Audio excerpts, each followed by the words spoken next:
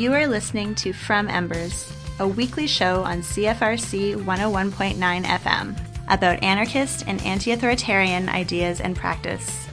We are broadcasting from the traditional territory of the Anishinaabe and Haudenosaunee peoples on land that has come to be called Kingston, Ontario, Canada, because of the thievery and brutality of the Canadian state and its empire-loving parents. From Embers is about fires, some real and some metaphorical. Fires started generations ago and tended to over the years. Little sparks all across this territory that we hope will grow, spread, and engulf the thieving state called Canada and the capitalist system that has plagued this land since the fur trade.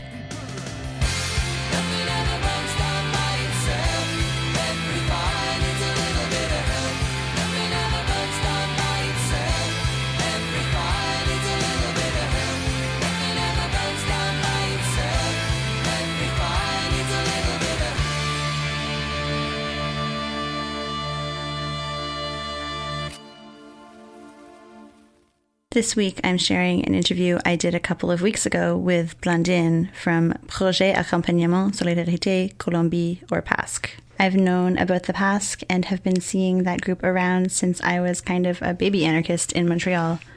But personally, I came of age as an anarchist after the anti-globalization movement had sort of had its heyday already. And the idea of internationalism, seeing our struggles as one struggle with things happening far away, and especially things happening in the global south, has always been a relatively theoretical concept for me. I've never really traveled. I speak only English and French, and I was taught by movement elders in my youth that that was sort of okay, that I should struggle where I stand anyway in the context that I know best. I've been thinking more lately about that kind of localism and about internationalism, though, and the role of international struggles in revolutionary anarchist politics today in North America. Blandine is a person who has really given her life to solidarity with and participation in social movements in Colombia, and now lives full-time in Bogota. So I thought she would be a good person to hear from as I think about what role internationalism has or should have in my own revolutionary politics. I wanted to catch up with her at the Montreal Anarchist Book Fair a while ago, but both of our schedules made that not quite work out, so I caught up with her on Skype from her home in Bogota. I tried to keep this relevant even to people who don't know anything about the politics of Colombia, but there might be a few sections that are hard to follow. If you want to get a bit of a primer, I've shared some links in the show notes. Also, if you don't want to bother with that, stay tuned anyway. I think there's lots here for anybody who's been thinking about the concept of solidarity at all, or thinking about in what sense our struggles are global ones. Of course, if this interview makes you curious about the PASC specifically and the amazing work that they're doing in Quebec and in Colombia, you can check that out online as well. I'll link that website in the show notes too, but it's just PASC, PASC.ca. Here's my interview with Blandine. So my name is Blandine. I'm part of a collective that's based in Quebec since 2004 called Project Accompagnement and Solidarité with Colombia. It's a collective that's been working in issues in Colombia and Quebec for the past 15 years. And that's what brought me to actually now be living in Colombia, where I keep on being an activist. And I'm still linked with the struggles in Turtle Island, or however we call it. Mm-hmm. And how did you come to be involved with that group?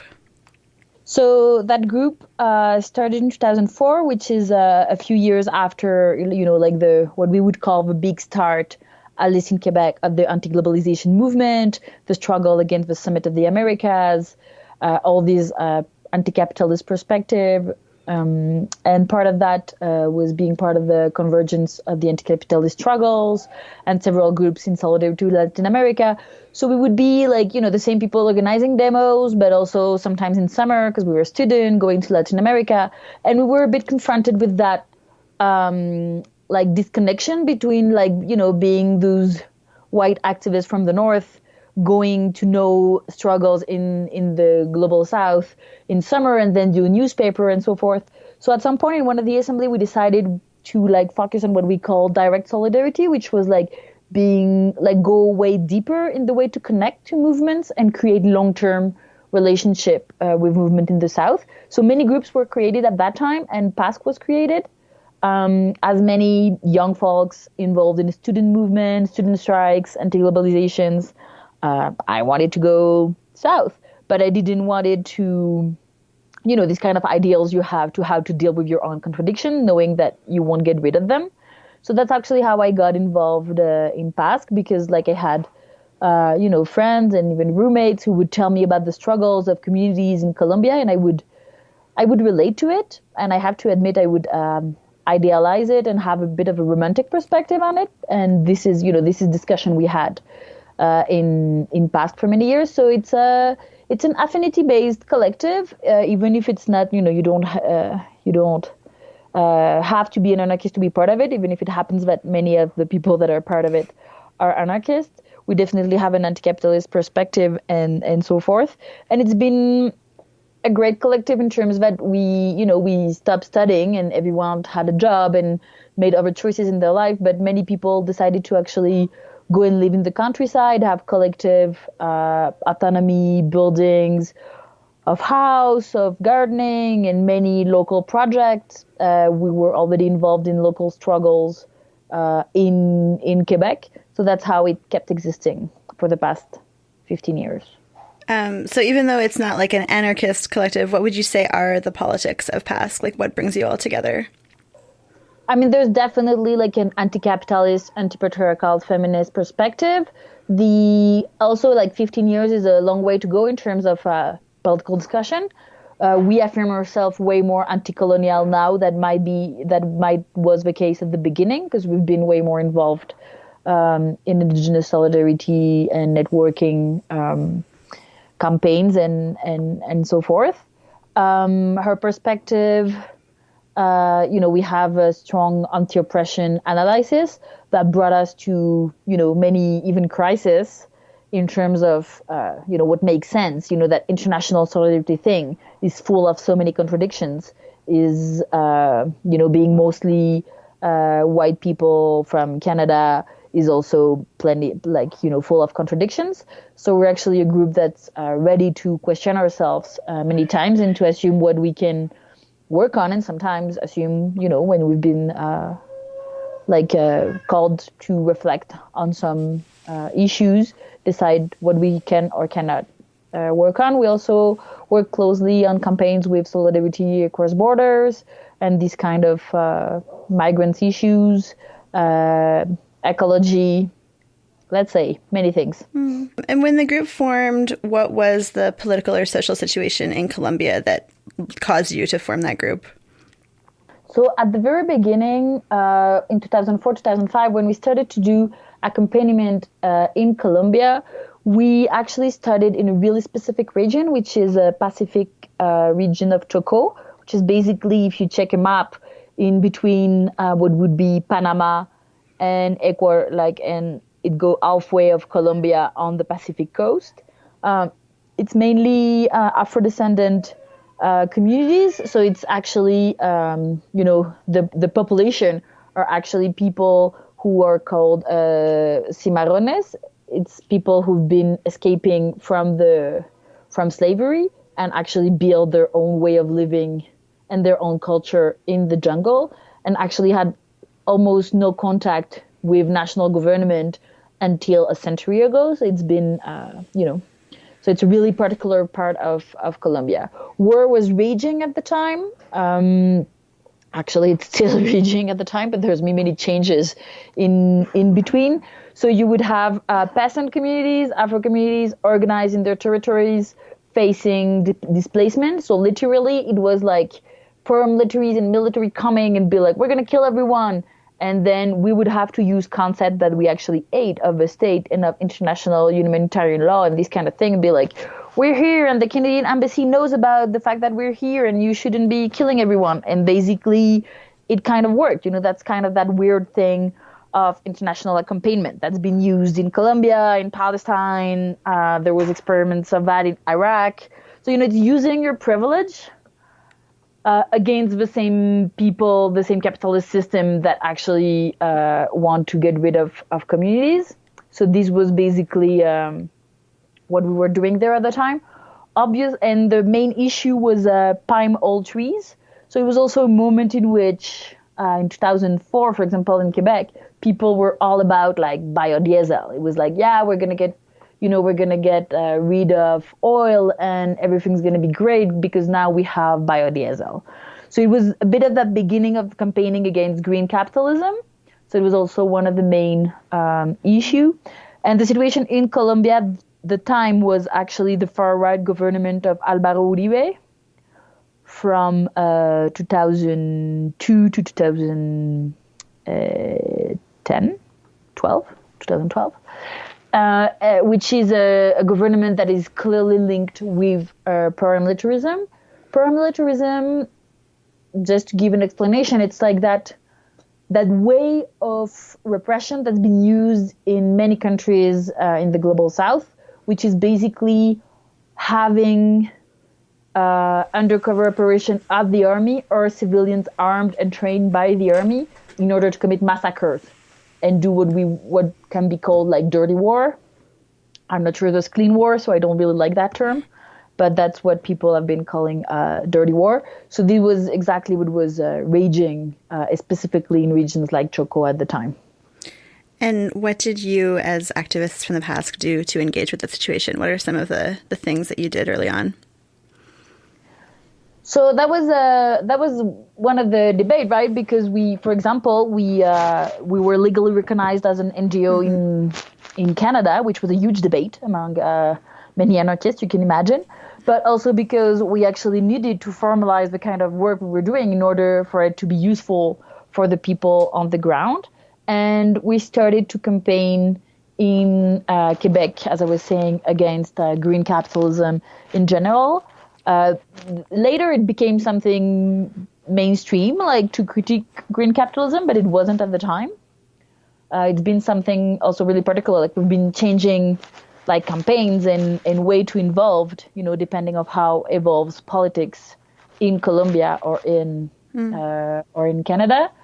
And also we started in 2006 to get involved with political prisoners, to do visits, to do some organizing around that. So that was also an issue, like to collaborate with groups that were working on political prisoners issues in the global north.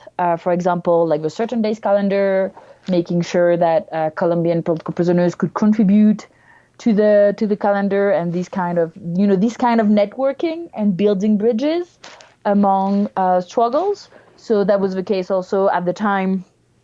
There was the whole struggle at Six Nations. So, for example, making exchange between indigenous resistance in Colombia and the resistance in Canada, and trying to help out to build those bridges, even if it's pretty challenging, specifically because in Latin America, for whoever don't know about that, there's a pretty complicated relationship between indigenous struggles and the church and Catholicism in general. Like, many indigenous communities that still have traditional authorities and so forth here, actually, like many people are Catholic.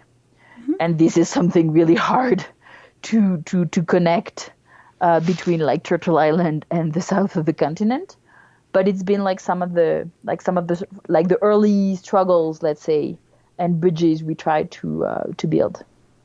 And when did you first actually go to Colombia? In my case, it was in 2005. The first people in PASC went in 2004, so this was the beginning. I went for 6 months, and then I came back for a year, and then I eventually came back for 2 years, and then I stayed. And how did that come to be? Why did you end up relocating there permanently? Was that the plan all along, or was that something that sort of happened over time? It sort of happened over time. Several things happened. Well, one is that when I came for 2 years, it's because PASC is actually part of a network of internationalist collective in other countries. So we're part of that network, who's called Network of Brotherhood. It's like not the best name, but it was the 90s when it was started. But it's like groups that are like really similar to ours in Europe, in Argentina, in Ecuador. And all together, we have a collective house here in Colombia, so that when internationalists come in for a few months or whatever, they have a place, like they have a base, where they can drop their bags and they have a dormitory. And so what we do is that one of the collective every 2 years or 3 years delegates someone to be in charge of that house. So this is what I did between 2012 and 2015. So I was in charge of receiving people from all the countries that would come to make exchange. So that could be people doing exchange with peasant organization on ecology and organic farming. That can be human rights defenders exchange. That can be work with political prisoners. That can be many things like journalists, whatever, alternative media, like a bit of whatever can be found in the social movement. And through those 3 years, I got involved in many things. And at some point, home was here.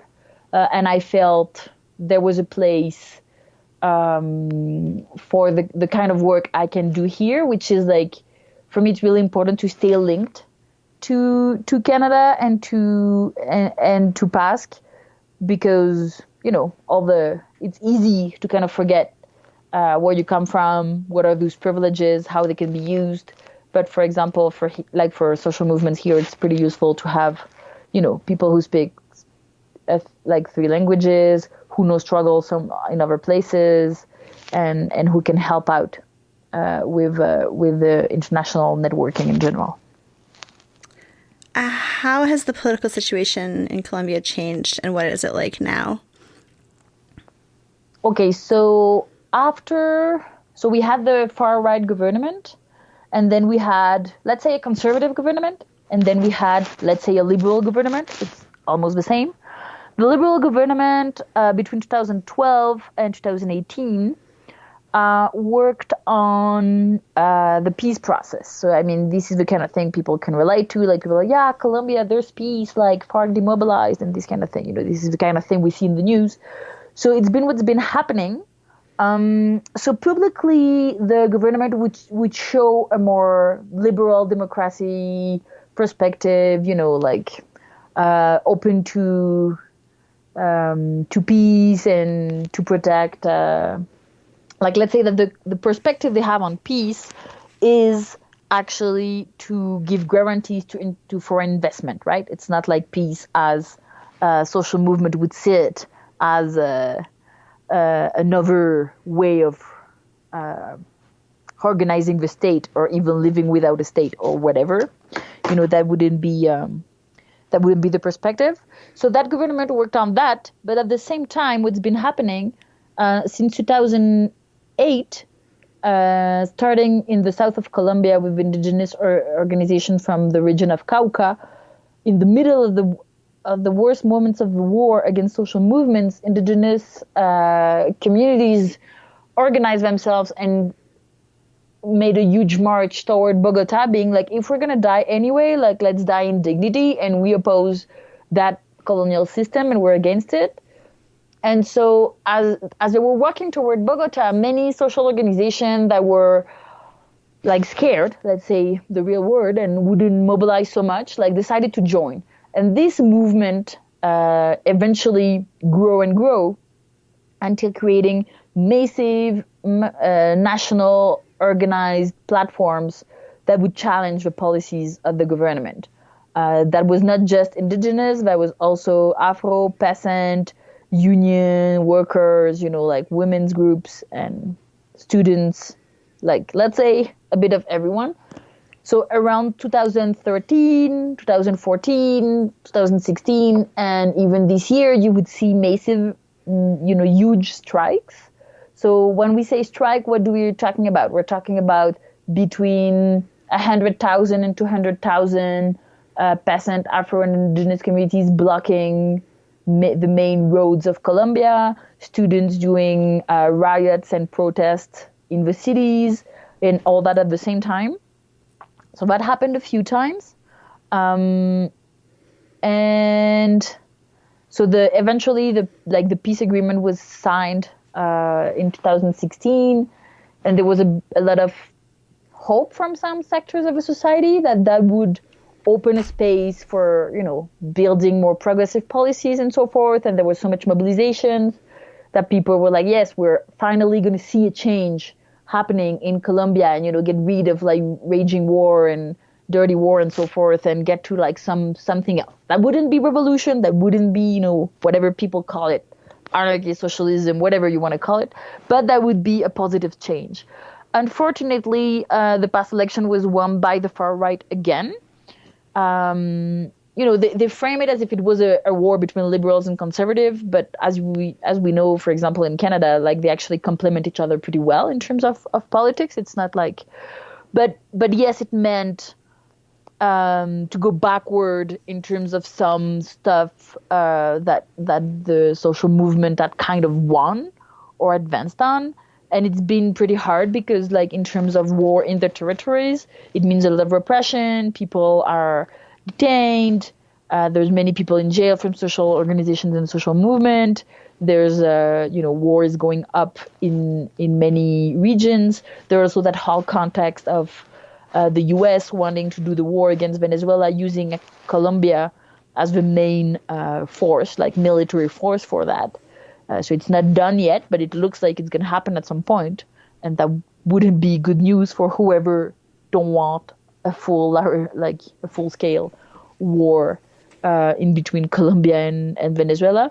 So this is a pretty hard context in terms of hope, because even if people knew that like the peace process with the FARC or election or whatever wouldn't be the solution to all the problems, yes, there was some hope for a new moment, and we're kind of a bit back to what it was like 15 years ago. But then some stuff have changed. The past 10 to 12 years, there was amazing mobilization, networking, organizing happening. And it's not new. It's not something that happened 10 years ago, right? It's like moments, waves of where you can see this social fabric that is actually organized, specific, like mainly in the countryside, because, and I'm doing a parenthesis here, there's a huge difference between Colombia and what we can think about social struggle in Canada, whatever. It's like people here are not fighting just for something in the future, but they're fighting to defend what they have. And what they have is like strong communities organized in their territories that have co-ops for production, that have their own water supply systems, that have, that actually have territorial autonomy, and they're fighting to defend that. So wherever you have a really strong region where you have a lot of organizing and a lot of these model that survive despite capitalism, this is where the war gets worse, because this is where the capital actually need to crush this kind of organizing, this kind of autonomy on the territories in order to open space for what they call foreign investment, but it's like capitalism. So that would be like another parenthesis, like a bit like the situation right now, like still strong mobilization, like we just had 2 or 3 months of really intense mobilization, but a feeling of like fear of like that war that is coming back and so forth. Many people see the agreement between FARC and the government as a failure because the government isn't complying with basically anything they had agreed on. So this would be the situation. There's a lot of news and anecdotes that could be talked about, but that would be the main elements.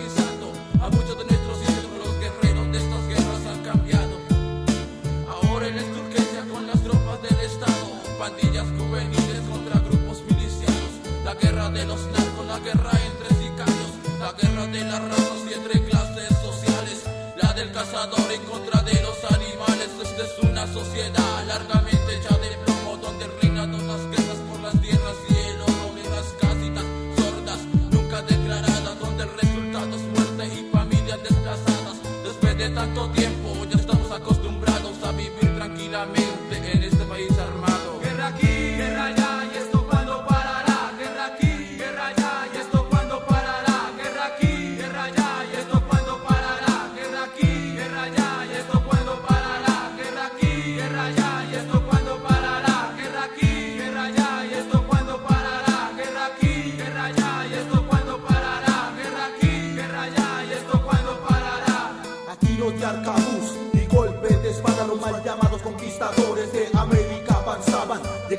esta tierra con la cruz y el calvario y el rigor de la desdicha sobre el himno creció a diario, pues llegaron los mayores, traficantes de esclavos, convertir a la gente en la excusa que utilizaron por la codicia, la que derramó la sangre y el vino, el escudo fue la cruz y la iglesia fue el camino, por el oro, fue que los indios sufrieron, por ese oro, a la muerte los sometieron, y africanos que ni sabían lo que había pasado, por ese mismo oro, fueron esclavizados, obligados a olvidar todas sus creencias, porque si no la Inquisición los mataba sin clemencia, obligados a olvidar todas sus creencias, porque si no la Inquisición los mataba sin clemencia.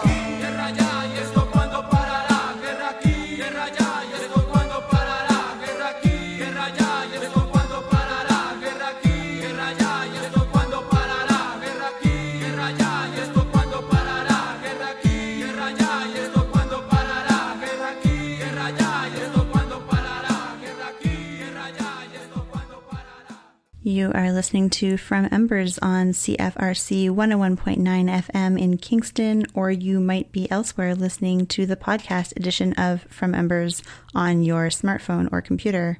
This week we're hearing from Blandine of Projet Accompagnement, Solidarité, Colombie, or PASC, about her project and about how we as anarchists in North America should act in solidarity with social movements in the global south. As always, if you like what you're hearing tonight, or if you hate what you're hearing and you want to send me hate mail, email fromembers@riseup.net. If you're interested in what you're hearing and want to learn more about the PASC, you can check out their website or any of the other related links that I've shared in the show notes this week. Here's the rest of that interview with Blandine. I think like the narrative that we get in the North a lot is that the violence in Colombia is not caused by the state, but rather by paramilitary organizations as well as guerrillas and drug traffickers. Can you explain a little bit like the peace process and how that does or doesn't decrease violence in the country? Like what that actually meant and what it means now? Well, so first clarity to make, it's like paramilitarism is a state strategy, right? Yeah. Paramilitarism is a concept that's been built by the United States in the School of the Americas, which the School of the Americas is a school that's been going on since the 40s, 50s. And it has to do with that whole doctrine, right, of the United States that, they think they're the big boss of the world, and specifically of Latin America. So what they do is, like, since the 50s, they've been training militaries from Argentina, Chile, Panama, like all the countries of the global south. And actually now we know because now it's been accessible, like actually the training books of the 60s, for example, in which they say in order to get rid of communism, we're going to need to use dirty war. And in order to use dirty war, like actually militaries are going to act in undercover operation where they don't look like military, but they look like something else. They can have allies from like civilians that can be trained in order to create fear so that people won't struggle for their territories, won't struggle for whatever, call it communism or revolution or whatever. So, and actually those manuals were pretty detailed. They were saying like, we recommend to kill all the members of the family in front of the unionists and torture them before killing them, or they would get in great detail. So this is an actually planned strategy that is coming from like the ruling class and whatever government represent them at some point. So this is pretty important to see. And actually, it's been something interesting here. Like there's a movement called the movement of the victims of state crimes. So the concept of state crime is pretty intense. And in Colombia, that paramilitarism had to do also with counterinsurgency, like, and they say it. I mean, there's documentaries about that where you can see militaries here being like, well, yeah, we had to kill a few people that shouldn't maybe not have been killed, but we had to fight against communism because Cuba sent us, Cuba trained the guerrilla, which is actually true. Like Cuba in the 60s, like trained guerrillas that are still functioning right now in Colombia because we're like FARC is demobilized, but there's still the ELN that's an active Marxist guerrilla. So actually, this is a doctrine of the enemigo interior, like the internal enemy. So it's the idea that inside your borders, your army and the legal and illegal strategy have to fight that threat. So that threat, now before it was called communism, now it's called terrorism, but it's the same idea that you have people that are a threat to your national security, And what's that national security? Well, it's capitalism. So any threat to capitalism have to be crushed. So this is the idea. Then, narco traffic is just one way to finance that. Because who's doing money from narco traffic? Who's benefiting from drugs being flooded in the neighborhoods of the U.S., right? So you can see how the war on drugs in Colombia and, for example, the struggle from the U.S. against inside threat like the Black Panther Party, just to give one example, are totally linked. So it's part of that same story. So you have like old style Marxist guerrillas. You have a state that have military and paramilitary strategies, and obviously you have plenty of armed group that also are present. But this is what they're trying to do in Mexico, right? They're trying to tell you, oh, this is just violence. Yes, it used to be political many years ago, but it's not political anymore. But being political doesn't mean we agree with the politics, right? It just means that yes, this is a political issue. The fact that you destroy the social fabric of a territory, and so then obviously there's young people that can just get into narco traffic or whatever.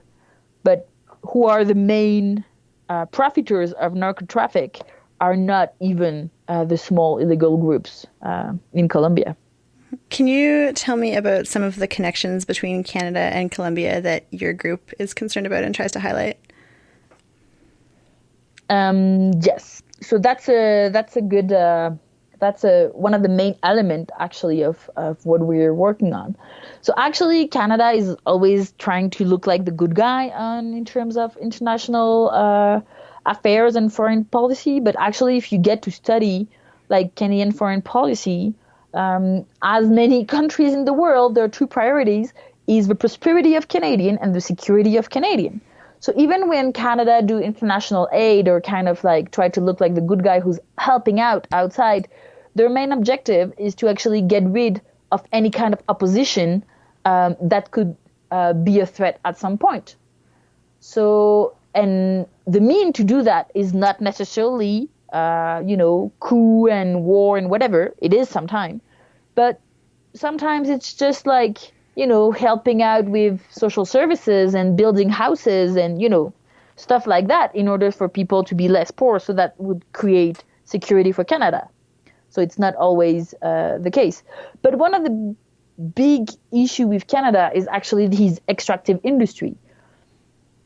It's pretty interesting because this is where you actually have a link with the whole building of Canada as a state and as a colonial state.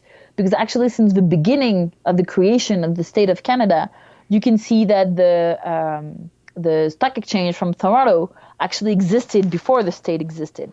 So the whole building, and when we talk about stolen land, when we talk about colonialism, this is what we talk about. We talk about a state that's based on the fact that they need huge amount of resources in order to make money, in order to maintain a ruling class that is the same ruling class, being the conservatives or the liberals for so many years in Canada. So this is the same logic that you can see is applied to Colombia. Concretely, how does it look like in Colombia? Well, for example, in the 90s, CIDA at the time, who was the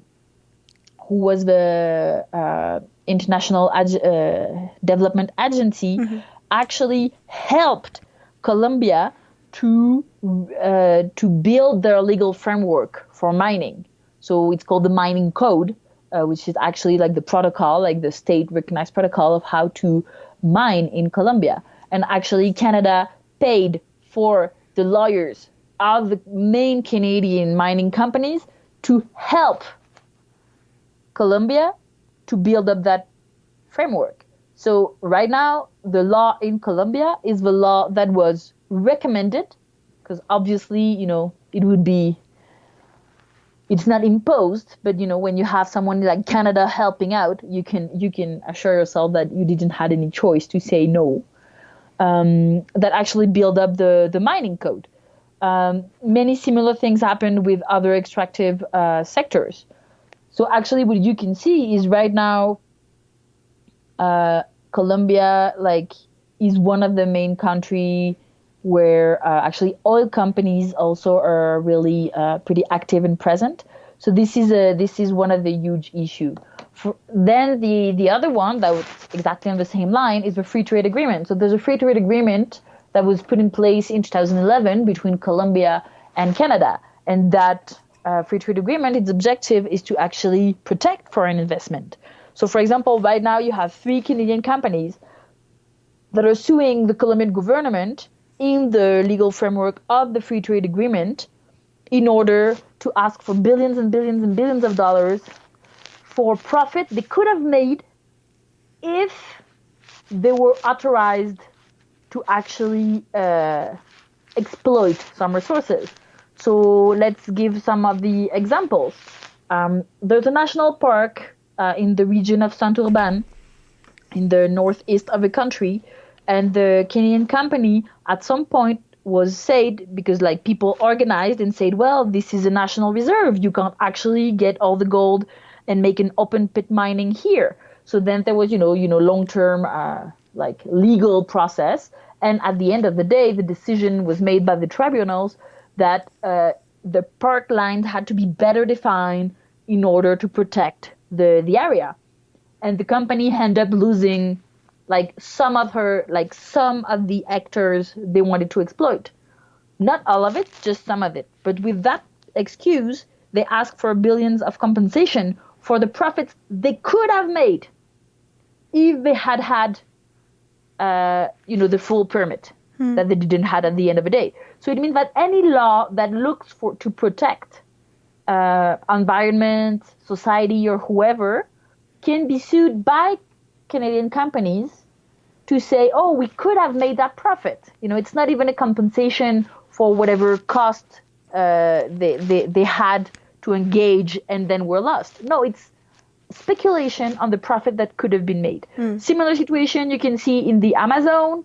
And another case that's pretty interesting is the Gran Colombia case, in which actually the gold company, Gran Colombia Gold, is suing Colombia's government because they say they failed to protect their investment because there's still guerrillas, social strikes, and rioting from the workers happening.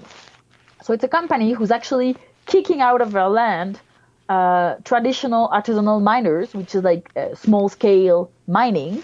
They kick them out with the help of the army and so forth. And because people keep on coming back and keep on rioting and, organizing protests and whatever, then they sue the Colombian government with that free trade agreement, saying the Colombian government failed to protect our investment and we're losing money because of those protests, right?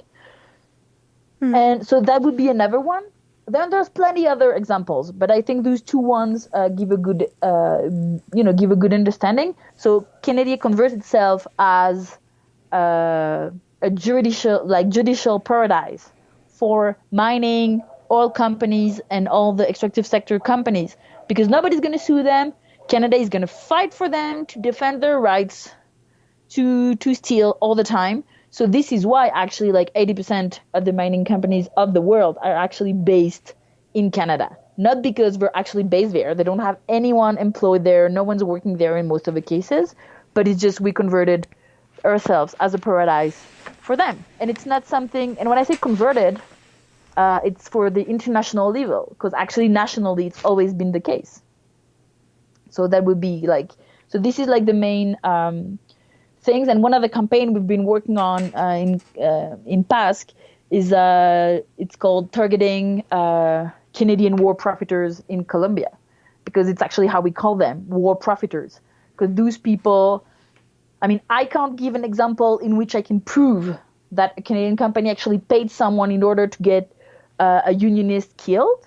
I could in the case of Coca-Cola, because they've been condemned for one of those things, but not those mining companies. But we know that the kind of conflict that this project generate on the ground is the one that is actually filling out the war. So there's war because of those policies and those foreign investment. Whenever they try to tell us that actually human rights is going to get better if foreign investment get better because capitalist development is the best. But the proof wherever you check on the planet is that it's exactly the contrary. War actually happened because we look to steal the resources and people won't let them. And this is why there's war. So other than like moving there full time and immersing themselves in social struggle in another country, what can internationals, for example, people in Canada, do for a situation like that, for struggles like that are far away? Like, I think the internationalism, the whole idea is like, it doesn't matter where you are, where you live, it matters where you fight. So it doesn't matter what's your nationality or where you end up being, but it matters how you fight and how you relate with the struggles where you are. So I think it's not an issue, of like moving, having to travel or having to move somewhere. It's more an issue of having a systemic analysis of those struggles. When we hear about something that's happening, like in this case in Colombia, and we are here in Canada, and we can see that there are political connections between the enemies that we're fighting, how can we also make those connections as activists or as anarchists or whatever? I think those connections can be made in many ways. Like, for example, if you're going to target companies that are involved in tar sands or whatever campaign you're involved on, you can see what are the links. What is this company doing in, what's been called Middle East or Latin America or Asia? You can look for those bridges. And if your collective, if your community, if where you're organized, do not have the time to be like full-time activists on internationalism because you have plenty of stuff to do wherever you are, it can just be, just checking. Like many times there's groups that work on those issues that are going to be interested to be like, oh, we're going to build those bridges. And those bridges are actually pretty strong whenever they happen. Because also they allows you to, for example, sometimes, I don't know, you're on your, like wherever you live, a small town, a village, you're opposing a mega project, a mine or whatever. And people are going to be like, I don't want the mine or the pipeline here in my village. And you're going to organize with people around that. But sometimes, because of culture and politics and stuff, they don't give a if the pipeline goes somewhere else as soon as it's far away from their home. And this is where you get to analyze that the problem is actually capitalism and patriarchy and the whole way we relate to the state and to the land and so forth, is when you can give them and share example about those same companies and what they've been doing somewhere else and be like, this is not okay that if there's no pipeline here, actually the pipeline goes to that indigenous community, or actually the pipeline goes to Africa, or it goes to Colombia or to wherever, right? So I think it's actually pretty useful in order to be more radical in terms of going to the roots of the problem, to see internationalism as a perspective for everyone. It's not something for people who like to read stuff about people somewhere else in the world. And also there's ways to relate to that you don't need to travel. Like you can, for example, I was thinking, check the analysis, or many people, and when you speak English, it's easier because many groups in the world make the effort to translate some of the stuff they do in English. So you can actually read about the analysis they have on their struggle, I don't know, like the Kurds or people in Brazil or wherever, and actually relate to it, even answer and start a dialogue and be like, okay, so this way you analyze your local struggle. I see there's links with mine, and you can publish stuff together. Like there's many, many, many ways to make that real. Do you think that some contexts are more likely to become like revolutionary situations than others? I think like a lot of people, especially in like anti-globalization type like moments, believe, I think perhaps rightly, that that in the global south, it's more likely that a social revolution is going to happen, and that there's some kind of responsibility there as well for that reason. Do you think that that's true? Do you think that Colombia is like more revolutionary than Canada, I guess?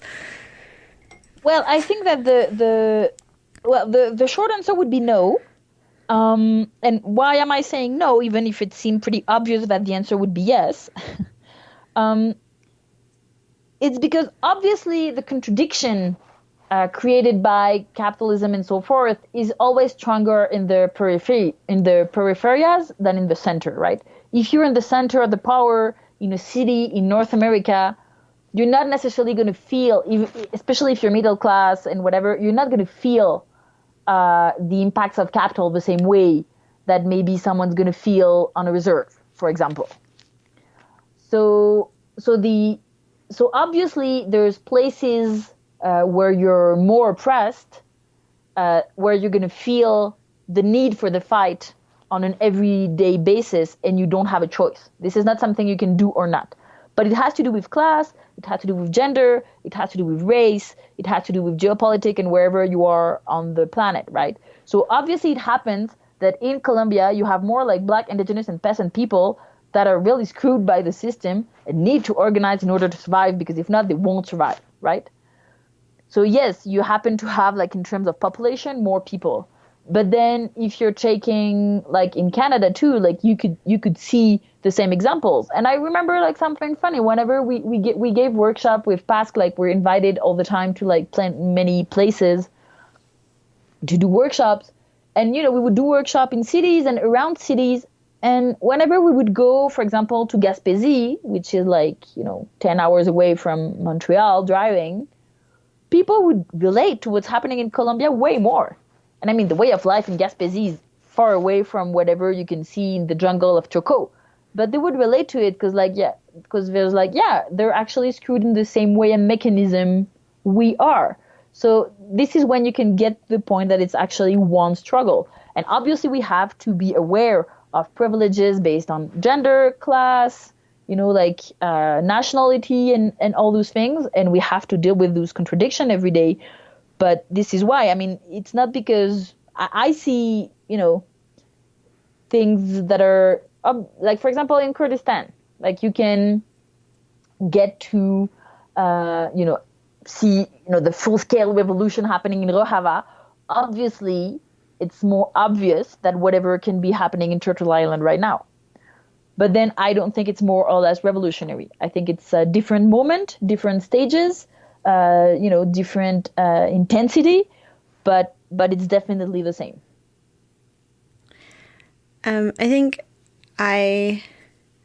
that many people in my life share a desire to build an analysis that's international and to understand the global links that surround with the things that they're doing and the actions that they're taking, but ultimately decide that it's better to sort of fight where we stand because we know the context at home better, and that in that sense, maybe people are like localists, although not in a not in my backyard, like only my turf matters kind of way. What do you say to that as someone who has really given your life to actually participating internationally? Well, I think we need each other. It means my own struggle and the struggle I'm doing with PASC wouldn't make any sense without actually people from my collective being involved in struggling against a mining project close to their small town where they're living in, right? And this is what makes sense to what we're doing. We shouldn't let internationalism in our global struggle in the end of what has been called the Solidarité industrial complex. I mean, this is the fact that we're linked to grassroots organizing, to organized communities that are defending land, that are defending their territories. This is what makes sense to build the bridges. So obviously in terms of task division at some point, I'm more, those typical activists that spend too much time with the computer, basically because we're bad at gardening, in order to make links between those grassroots organizing struggles. But you have to be part of them, right? You have sometimes to go and spend your summer building house with your friends that are actually building their, alternative housing and so forth in order to get linked to that. If not, you just end up being, NGOs. And NGO, my definition of NGO is people who struggle for things that don't affect them. You need to be organized. It can be a feminist group. It can be your neighborhood organizing. It can be whatever, wherever you are. you organize with the people wherever you are, and then you build bridges. Some people, we spend more time working on those bridges for many things that happens in life, and some people spend more time on the local things. But I don't think this is something separated. I think this is something that have to be linked, and that is linked. So the majority of social movements in Colombia are not like anarchistic movements. How do you, as a person with anti-authoritarian politics, relate to struggles or movements that might have some elements that are authoritarian? So it's actually been a surprise for me, but obviously I'm involved here in movement that I wouldn't call authoritarians, but yes, that have a way of seeing the division of tasks in a way that we could see as hierarchical, right? So you're responsible for international relation, you're responsible for this, you have a team. Like, it's a collective way of working, but yes, there's a division of tasks. And actually, I haven't seen more or less problem of authoritarian issues than in actually informal anarchist organizing. And it's even been easier for me here to challenge authoritarian patterns and way of being, because if you know who's in charge of what, and that person is being authoritarian in the way they're doing it, I think it's easier to challenge it when you know who to challenge it to, and who call out on some things. Because sometimes, like, informal organizing actually open a space for many, flaky authoritarian way of acting that we have no way to challenge, and actually people just drop off because they don't know how to face it. It doesn't mean that people don't drop off here, like it happens everywhere. But I mean, I think the struggle against authoritarianism is the same in anarchist organizing than in any other organizing. Well, I mean, I'm not organizing a party or whatever. That might be harder. but I think there's space to challenge it in many ways. But what about like groups whose vision for the world is very different from yours? Not so much in their practice, like how they organize, but in terms of like what they would want to see happen. Well, I think the state issue is one of the main elements. And actually, I can't be thankful enough to the Kurdish struggle for the kind of analysis we do about the state. And I've been challenged, I'm not the kind of really theoretical anarchist. Like, I'm not the one who have read all the books and whatever. I was in a scene of people that were activists that we call ourselves anarchists, and we kind of relate to those values and so forth. But we're like, I wouldn't pretend I'm the more intellectual on those issues. But then it's been actually interesting to challenge my values with other people, even like just, in my collective house and roommates. So I had a roommate who was from an organization, from a social background that didn't knew the way we were living.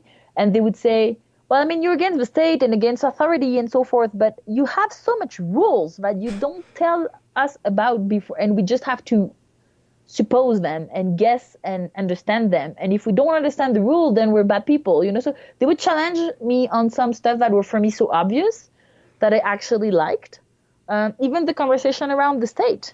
I mean, like, we have plenty of contradiction. Like, we want, I'm not against healthcare. Like, I'm not against the fact that everybody get access to health or education. Obviously, I'm against the state-controlled perspective on it. Mm-hmm. But so I'd rather felt that even people that can call themselves like socialist or whatever, like, actually I engage in really interesting conversations around some stuff that I thought were obvious for me, but then I had to work on it so that it would keep on making sense, kind of. Not sure it's clear, but... Mm-hmm.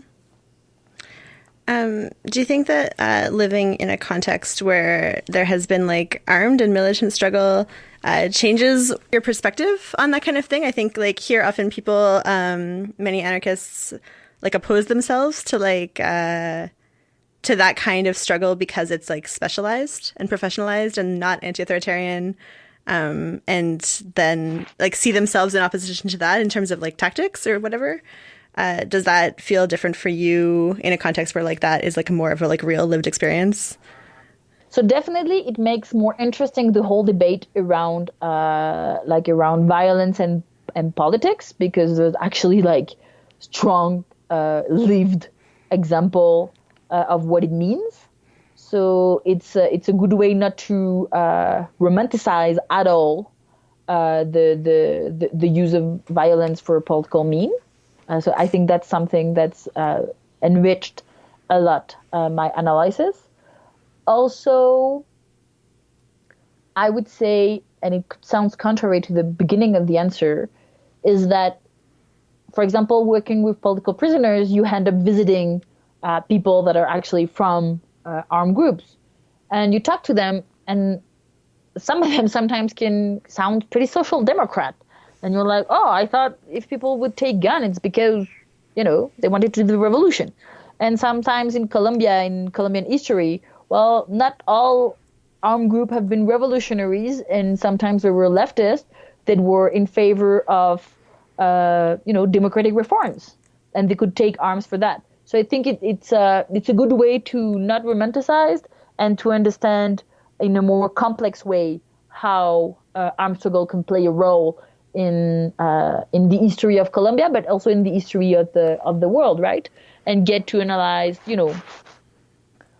in what's been called Middle East, like you can see how groups passed from being terrorist group to being rebel groups from the analysis of CNN all the time. And so you get to understand more like, okay, what's the complexity of how and why those groups organize themselves and around what and so forth. So I think it's been interesting for that. What do you think that radicals in Quebec or in Canada should do differently in terms of how their practice relates or doesn't relate to an international context? So, I couldn't tell because I haven't been there for the past 7 years, and I wouldn't feel it's fair to say what they should or shouldn't do. Recently at the anarchist book fair, I could hear about the needs that people would express they had in terms of unity, in terms of not just being a small scene of people amongst the convinced, but to build unity with social sectors, with socially organized sectors of society and so forth, and to build common strategies.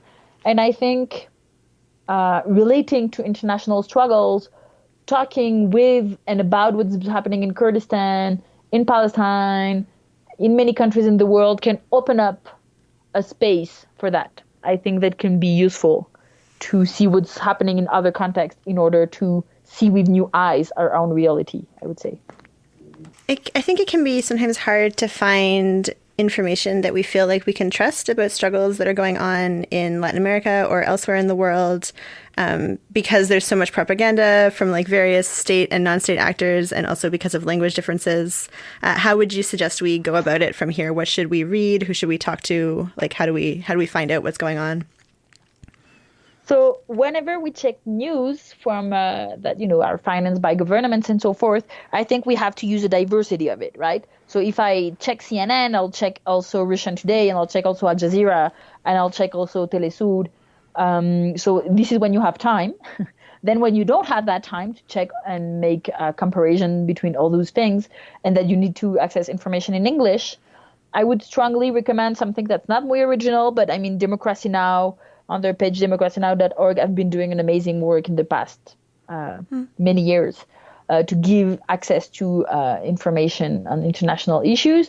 But also I would recommend two other webpages. One is peoplesdispatch.org. It's actually a news online. It's organized by social movements. It's social movements that put activist journalists at the service, let's say, of that platform. So, for example, today you have news about Brazil, Italy, Uruguay, Sudan, and this is today's front page, and they have news every day. So I think this is a great source. And for debates, I would recommend there's also for international platforms have been organizing around investigation institute called The Three Continental. So it's like the3continental.org.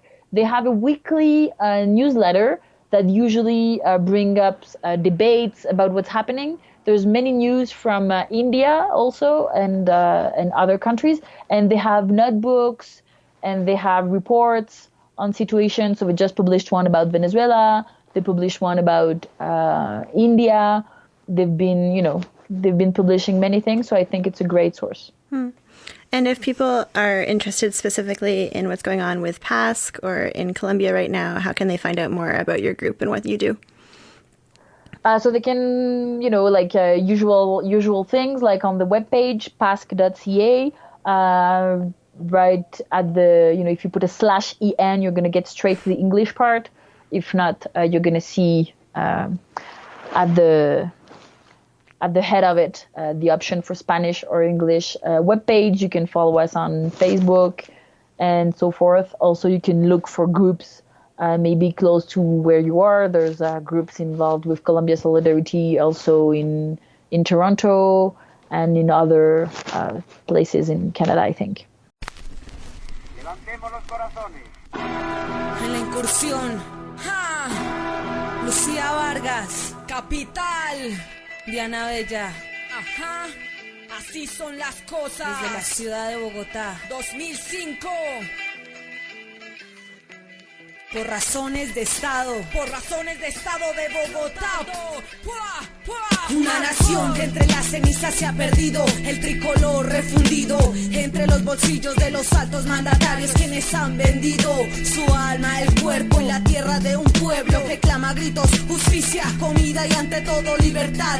Suramérica no debe ser provincia de la gran manzana que de por sí ya está podrida. Preferiría que la causa del efecto de la dignidad vendida no fuera la carencia de la conciencia, porque no hay ni solución ni espera. Esperan que el tiempo devuelva todas las maneras de conciencia y que la amnesia permanezca como la bandera. No hay tampoco esperanza cuando se lavan las manos los mandatarios, libres de cualquier obstáculo para ejecutar el intercambio monetario, no humanitario, para matar a sangre fría y acusar al terrorista, pues así se llama todo aquel que no comparte sus políticas. Y mientras tanto el pueblo humillado sigue día a día regalando todo su trabajo, paga impuestos al gobierno por ser explotado. La educación tan solo es de unos cuantos privilegiados, el resto solo aprende lecciones de esclavos, todo a causa de un libre tratado que consiste en venderle el alma al diablo, el pago que nos devuelvan las cadenas perdidas en la independencia, para seguir paso a paso al infierno de una colonia de un país norteamericano. Sí, así fue. Libre comercio para vender el alma, esclavos y actores de nuestra propia facha. Pierdo la vida y no encuentro la calma. La libertad humana es lo único que queda cuando la guerra se acaba. Por razones de Estado no esconderé mis palabras. Argumento lo dicho con unos cuantos hechos, explícito es el veneno. No nos matarán con balas, pero de hambre moriremos. Entonces, ¿cuáles ventajas poseemos? Lo único propio en estos momentos es la fortaleza de los héroes muertos. Tampoco el oro una pertenencia de este pueblo, ni de los ríos el agua que colma la sed de educación y empleo. El tricolor perdido está en nuestro miedo y en las manos vacías de este gobierno. Entonces, ¿cuál libre comercio? ¿Cuál progreso? Si las máquinas activas requieren de esclavos en silencio. Si no se vende el alma, pues se vende el cuerpo. Y yo me niego a que mis rimas, fuerza y vida se inunden y se pierdan en una ideología ajena. En estos versos que me expresan, tengo yo el poder y mis palabras las que gobiernan. Entonces, mi revolución será en letras, resistencia. El conocimiento es misil para acabar con falsas influencias. Por razones de Estado, esto a ustedes les interesa. Libre comercio para vender el alma, esclavos y actores de nuestra propia facha. Pierdo la vida y no encuentro la calma. La libertad humana es lo único que queda cuando la guerra se acaba. Por razones de Estado no esconderé mis palabras. Libre comercio para vender el alma, esclavos y actores de nuestra propia facha. Pierdo la vida y no encuentro la calma. La libertad humana es lo único que queda cuando la guerra se acaba. Por razones de Estado no esconderé mis palabras.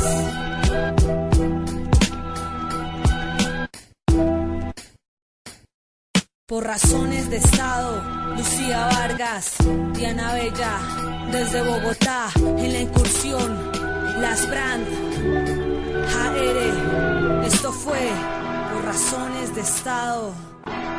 revolución lirical hasta el final.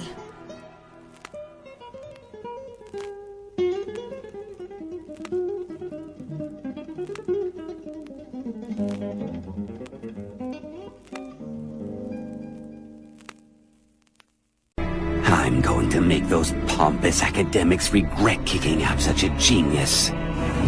Deciding to build my lab and do my research. The Time Talks Podcast.